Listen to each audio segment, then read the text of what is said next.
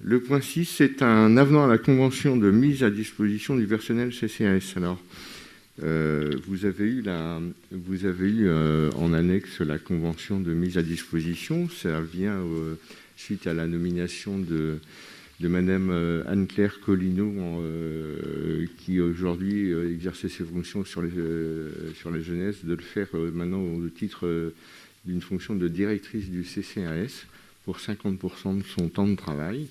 On vous a mis dans l'annexe également les noms des agents municipaux qui travaillent, qui sont détachés au CCAS. Aujourd'hui, eh bien, il vous est proposé de valider l'avenant de cette convention, modifiant l'article 1 donc cette convention, le reste des articles restants à changer, c'est-à-dire l'article 1, c'est la nomination de Mme Anne-Claire Collineau à la fin d'exercer les fonctions de directrice du CCAS à hauteur de 50% de son temps de travail. Est-ce que vous avez à ce sujet des questions? Oui.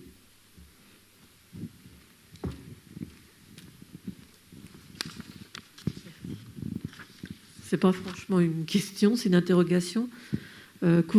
Alors, elle fait 50% dédié sur ce poste-là et un autre temps sur un autre poste? Sur ce qu'elle fait jusqu'à présent. Oui. D'accord. Parce que moi, ça m'interpelle, 50% sur une telle mission, ça me paraît peu.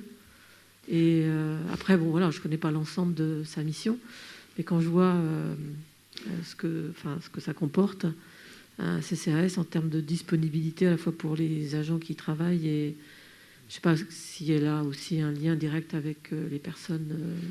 Disons, déjà, sa mission, sa première mission, elle l'a effectuée avec succès au niveau de l'enfant-jeunesse. Il faut savoir aussi qu'elle n'est pas toute seule. Elle a des cadres opérationnels en dessous d'elle.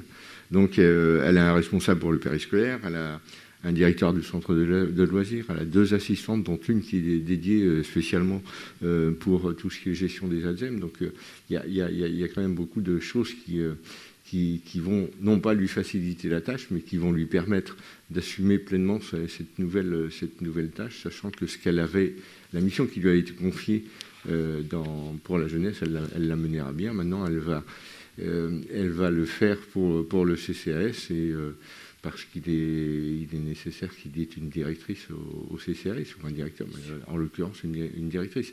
50% de son temps, oui, pourquoi pas, ça peut paraître court.